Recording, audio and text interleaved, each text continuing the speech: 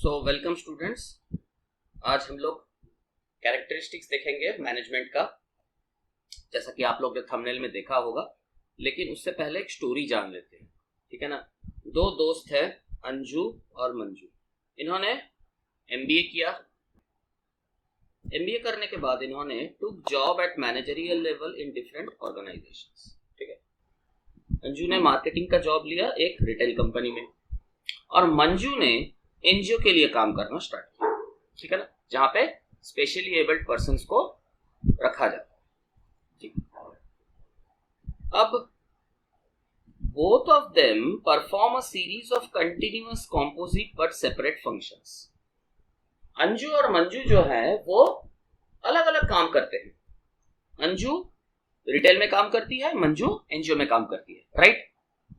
तो वो अलग अलग काम तो करते हैं। Both of them perform a series of continuous composite but separate functions. उनका जो काम है वो कंटिन्यूअस है। अंजू क्या करती है? Spend more time in planning for future. Anju future के लिए प्लानिंग करती है, उसमें वो ज्यादा टाइम देती है, राइट। फिर वो लेआउट बनाने के काम में लग जाती है, डिस्प्ले लेआउट, ठीक है। फिर सॉल्विंग एम्प्लॉय प्रॉब्लम, अगर किसी एम्प्लॉय को कोई प्रॉब्लम होता है तो वो भी अंजू सॉल्व करने में लग जाती है, राइट। तो अंजू और मंजू जो है ये क्या करते हैं? Makes constant effort to build team spirit and coordination. Team spirit और कोऑर्डिनेशन बिल्ड करने के लिए ये कांस्टेंट काम करती है। Different individuals of the organisation, तो ये क्या करती है? टीम स्पिरिट बिल्ड करने के काम में लग जाती है। इनका काम ही है कांस्टेंट एफर्ट्स करना, ताकि कंपनी में जो वर्कर्स है, जो स्टाफ है, जो काम करते हैं, उनके बीच एक टीम स्पिरिट बना रहे, एक कोऑर्डिनेशन बना रहे, ताकि ऑर्गेनाइजेशन का गोल्स अचीव, राइट। तो चलिए, स्टोरी यहीं खत्म हुआ, अब वीडियो को शुरू करते हैं।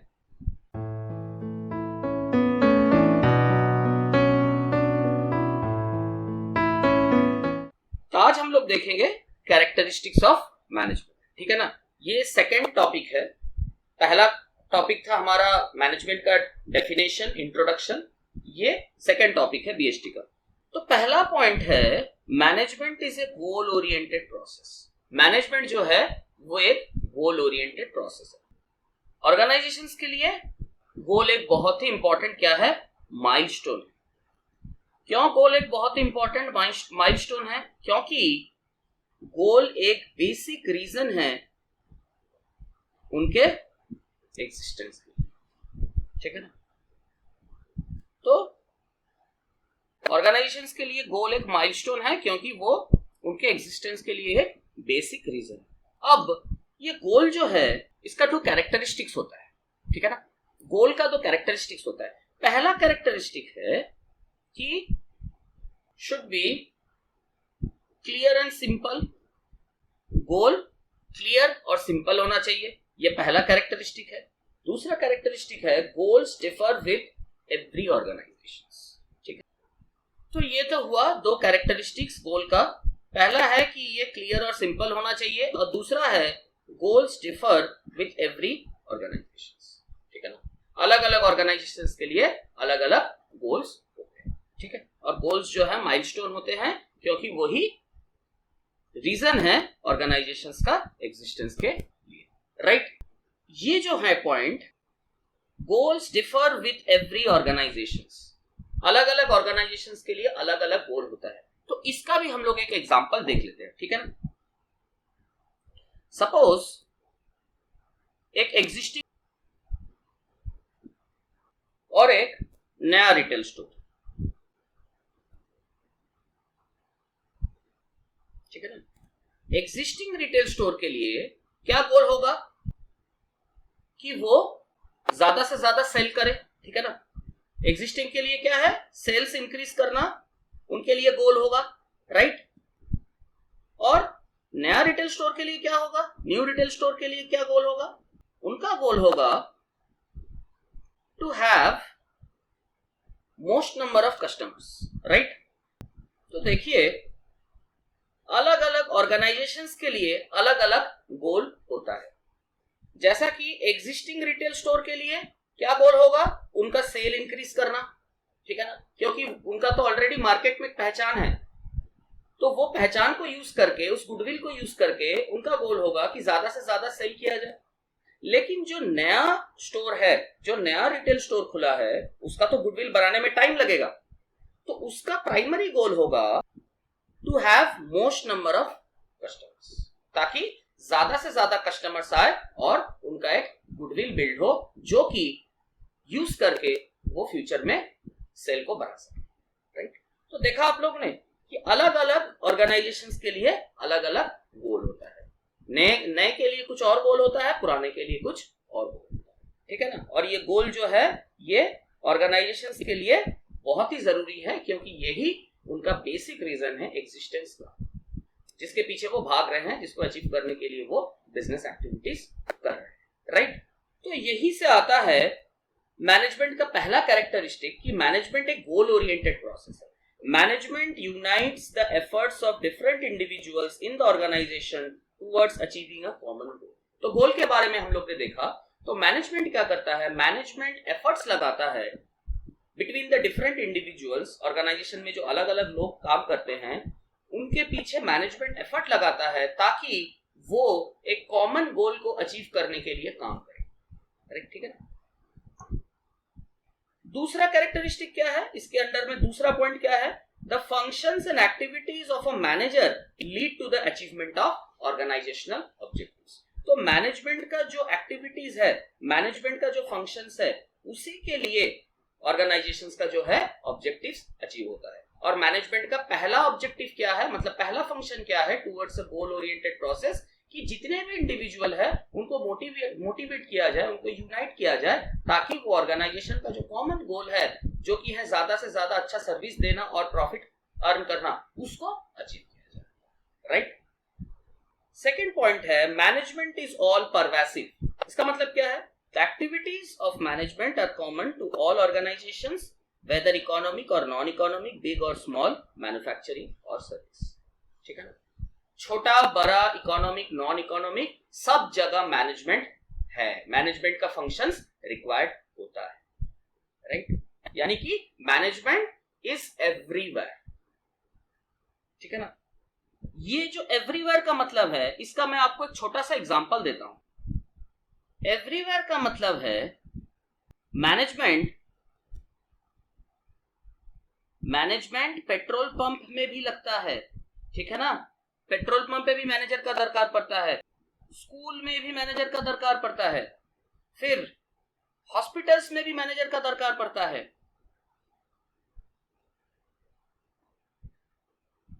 ठीक है ना।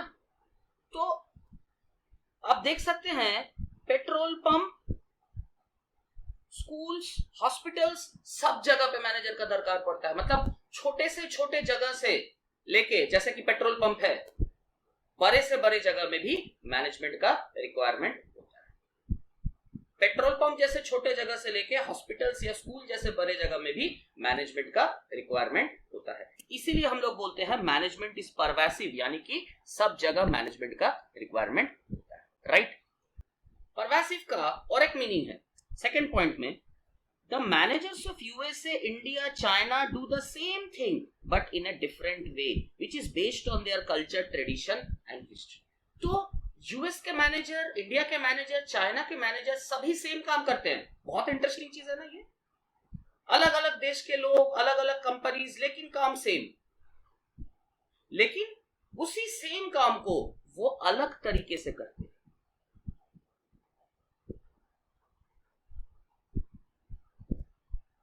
जो कि उनके कल्चर, ट्रेडिशन और हिस्ट्री पर डिपेंड करता है, राइट। चाइना के हिस्ट्री, चाइना का कल्चर, चाइना का ट्रेडिशन, यूएस का हिस्ट्री, कल्चर, ट्रेडिशन, इंडिया का भी हिस्ट्री, कल्चर, ट्रेडिशन, इस पे डिपेंड करता है। सब जगह मैनेजमेंट का रिक्वायरमेंट होते हुए भी अलग अलग जगह में अलग अलग फैक्टर्स के कारण, जैसा कि कल्चर, ट्रेडिशन और हिस्ट्री के कारण, सेम मैनेजरियल काम अलग ढंग से होता है। जैसा कि यूएस का जो हॉस्पिटल्स है, वहां पे जैसे मैनेजमेंट फंक्शन करता है, इंडिया में हॉस्पिटल्स में वैसे फंक्शन नहीं करता है। चाइना के स्कूल्स में जैसे मैनेजमेंट होगा वैसा इंडिया के स्कूल में या यूएस के स्कूल में नहीं होगा। लेकिन चाइना का जो स्कूल है वहां पे मैनेजमेंट का काम क्या है? स्कूल को अच्छी तरीके से मैनेज करना, ताकि teaching staff, non teaching staff, students सभी अच्छे तरीके से काम कर सके, सभी अच्छी तरीके से पढ़ाई कर सके, सबका पढ़ाई ठीक ठाक हो। ये इरेस्पेक्टिव ऑफ यूएस, चाइना और इंडिया के बीच में किसी पर डिपेंड नहीं करता, सभी के लिए सेम चीज है कि स्कूल का जो मोटो है एजुकेशन देना, वो ठीक तरीके से हो। लेकिन उस ठीक तरीके से एजुकेशन को प्रोवाइड करने के लिए depending on the situation managerial काम डिफर करता है, लेकिन पर्पस सबका सेम, राइट। तीसरा चीज है मैनेजमेंट इज मल्टी डायमेंशन, ठीक है ना।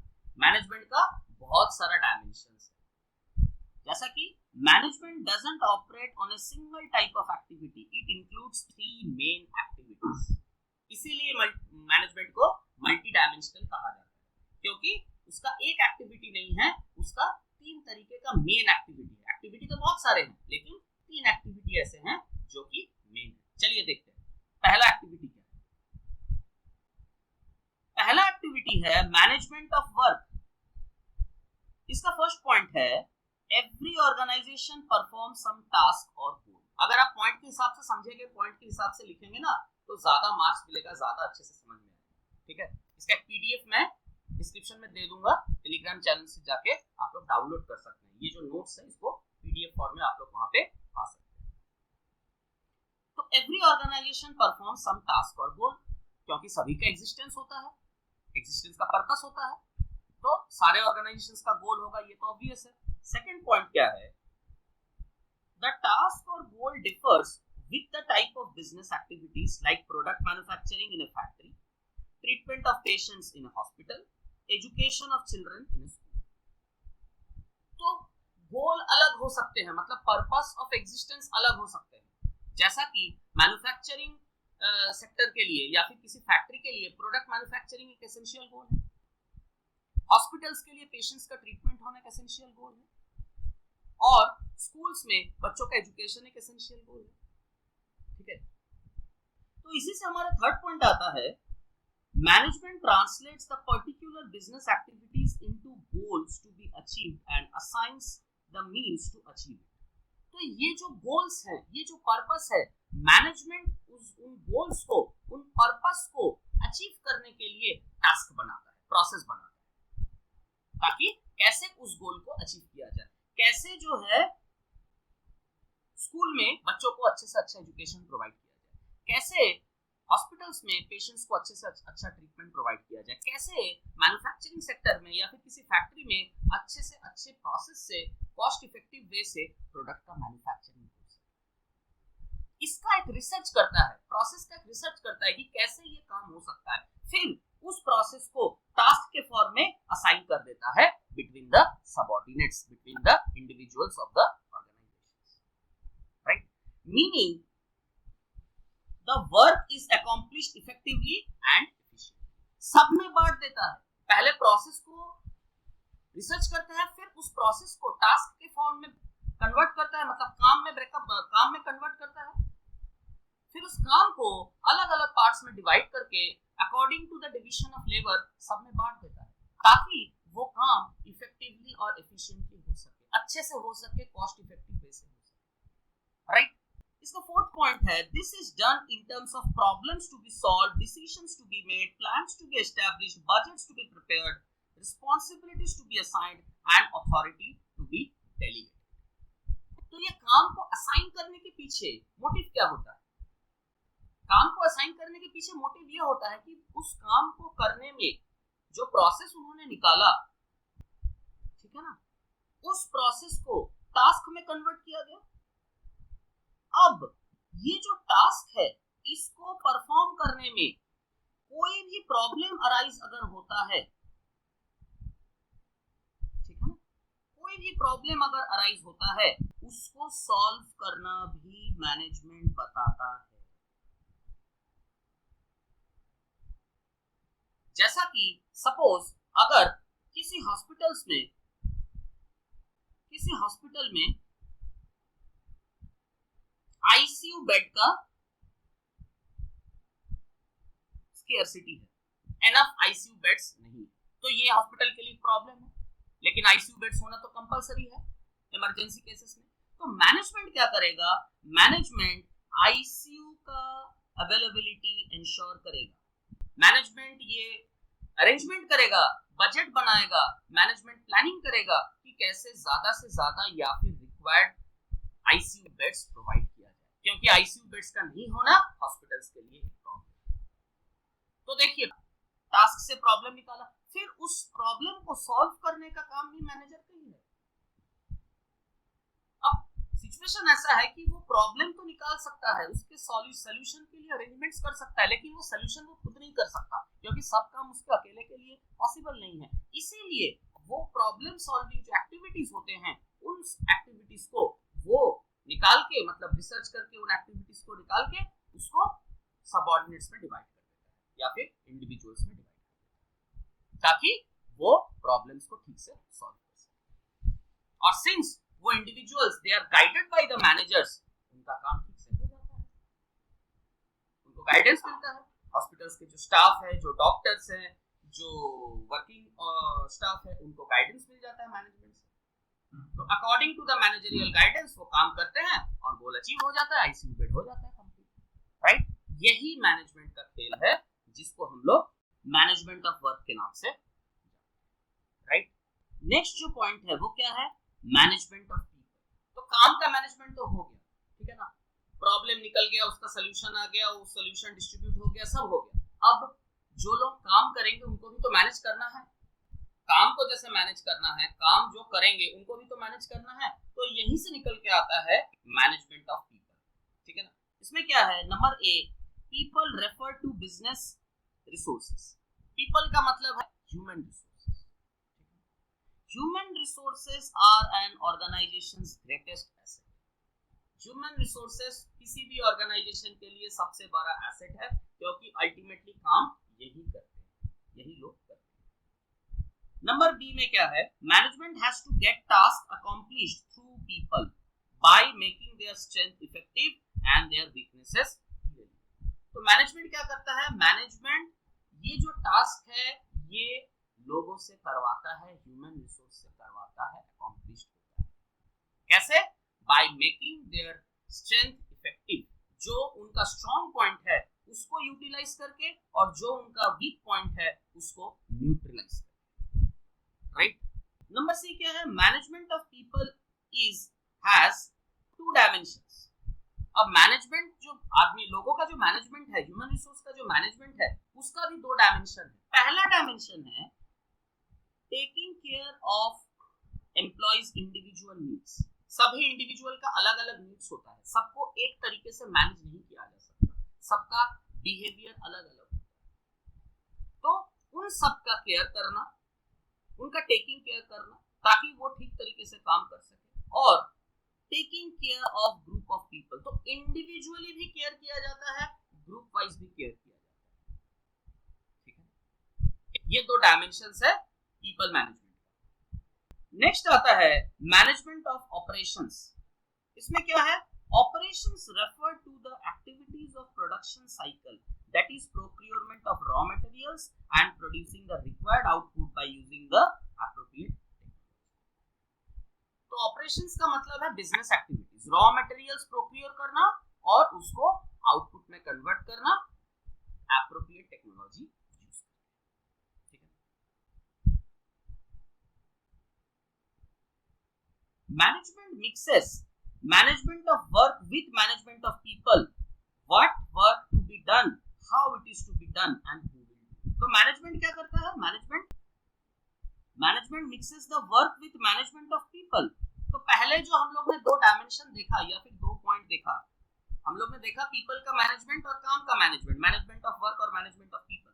तो वो मैनेजमेंट ऑफ वर्क और मैनेजमेंट ऑफ पीपल दोनों को कंबाइन करके, दोनों को मिक्स करके मैनेजमेंट जो है वो ऑपरेशंस को सक्सेसफुल करता है। इसीलिए यहाँ पे बताया गया है कि management mixes the management of work with management of people, what work to be done, how it is to be done and who will do it। कौन सा काम कैसे होगा, कौन कौन करेगा और क्या काम होगा, ये इस डिसीजन में, राइट। नेक्स्ट है management various functions, planning, organising, directing, staffing and control. तो मैनेजमेंट में बहुत सारा काम होता है। काम को प्लान करना, ऑर्गेनाइज करना, काम को डायरेक्ट करना, लोगों को रिक्रूट करना जो कि स्टाफिंग के अंडर में आता है, फिर पूरे एक्टिविटी को कंट्रोल करना, ये सारे मैनेजमेंट में आता है और ये चलता रहता है। इट्स अ कंटिन्यूअस प्रोसेस, ठीक है, ये कंटिन्यूअस प्रोसेस है। जितना दिन एक ऑर्गेनाइजेशन सस्टेन करता है, जितना दिन एक बिजनेस एक्टिविटी चलता है, उतना दिन ये सारे काम चलते रहते हैं, क्योंकि अलग अलग सिचुएशन में, अलग अलग दिन में अलग तरीके का प्लानिंग होता है और उस प्लानिंग को अलग अलग तरीके से ऑर्गेनाइज किया जाता है, अलग अलग तरीके से डायरेक्ट किया जाता है, अलग अलग काम के लिए अलग अलग लोगों को रखा जाता है और अलग अलग काम को अलग अलग तरीके से कंट्रोल किया जाता है, right. These functions are continuously and simultaneously all the time. ये कंटिन्यूअसली और साइमल्टेनियसली चलता रहता है क्योंकि एक काम दूसरे से इंटररिलेटेड है। एग्जांपल के तौर पे, during peak seasons management may have to recruit extra workforce for that total labor cost will increase। तो जब बिजनेस के लिए, किसी भी बिजनेस के लिए पीक सीजन रहता है तो एक्स्ट्रा लोगों को रिक्रूट करना पड़ता है और एक्स्ट्रा लोगों को रिक्रूट करने के लिए लेबर कॉस्ट बढ़ जाएगा क्योंकि उनको वेजेस देना पड़ेगा। तो management therefore has to perform the task of recruitment, लोगों को रखना ये एक काम है, as well as the task of efficiency that is produced increased quantity with minimum cost। लोगों को रखना और लोगों को रखने के लिए, एक्स्ट्रा वर्कफोर्स को एम्प्लॉय करने के लिए जो एक्स्ट्रा बजट लगेगा उसको भी मैनेज करना ताकि प्रोडक्शन जो है वो इंक्रीज क्वांटिटी में हो सके और मिनिमम कॉस्ट भी लगे, यानी कि रिक्रूटमेंट के साथ साथ एफिशिएंसी और इफेक्टिवनेस मेंटेन हो सके। फिफ्थ पॉइंट है management is a group activity. Management अकेला नहीं होता है, ग्रुप में होता है, इट्स अ ग्रुप एक्टिविटी। जैसा कि an organization is a collection of diverse individuals with different needs। अलग अलग लोग काम करते हैं, सबका अलग अलग नीड होता है, ठीक है। जो लोग हायर पोस्ट में काम करते हैं उनका नीड होता है प्रेस्टीज, क्योंकि उनको सैलरी तो मिलता ही है। नीचे पोस्ट में, मतलब हायर पोस्ट में जो लोग काम करते हैं उनको तो सैलरी मिलता है, उनको तो सैलरी का मतलब प्रॉब्लम नहीं होता, लेकिन उनका जो सबसे बड़ा कंसर्न है कि कोई ऐसा काम ना हो जाए कि मेरे प्रेस्टीज में डैमेज हो, मेरा प्रेस्टीज डैमेज, मेरे इतने सालों का मेहनत पानी में चला जाए। लेकिन जो लोग थोड़े लोअर पोस्ट में काम करते हैं उनका क्या कंसर्न होता है, भाई काम कर लो, सैलरी ठीक ठाक मिल जाए बस। अगर किसी महीने में सैलरी लेट से मिलता है तो उनको बहुत दिक्कत हो जाती है। तो हायर पोस्ट का अलग रिक्वायरमेंट है, लोअर पोस्ट का अलग रिक्वायरमेंट है, और एक ही ऑर्गेनाइजेशन में दोनों पोस्ट एग्जिस्ट करते हैं, तो अलग अलग नीड्स है, अलग अलग individuals. Every individual works towards fulfilling the common organizational goal। सारे इंडिविजुअल एक ही ऑर्गेनाइजेशनल गोल के पीछे काम कर रहे हैं जो कि मैनेजमेंट सेट करके देता है, जो कि है किसी भी बिजनेस ऑर्गेनाइजेशन का सक्सेस,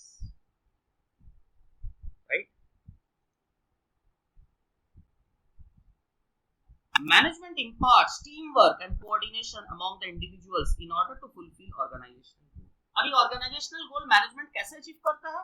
मैनेजमेंट टीम वर्क में बिलीव करता है। मैनेजमेंट काम को अलग अलग लोगों में बांट देता है, उनको एक टीम बनाता है और उस टीम को मैनेजमेंट कोऑर्डिनेट करता है ताकि वो टीम उनके कोऑर्डिनेशन के अंडर में, उनके गाइडेंस के अंडर में काम कर सके और देयर बाय, और इसी तरीके से ऑर्गेनाइजेशन का गोल फुलफिल। इसीलिए कहा गया है कि management imparts team work and coordination among the individuals in order to fulfil organisational, right. The result of management affects every individual and every department of organization, and that's why management is a group effort and not the efforts of individual। तो management का जो decision होता है या फिर management का जो result होता है वो सारे इंडिविजुअल को अफेक्ट करता है, सारे डिपार्टमेंट को अफेक्ट करता है, क्योंकि सारे डिपार्टमेंट इंटरडिपेंडेंट है।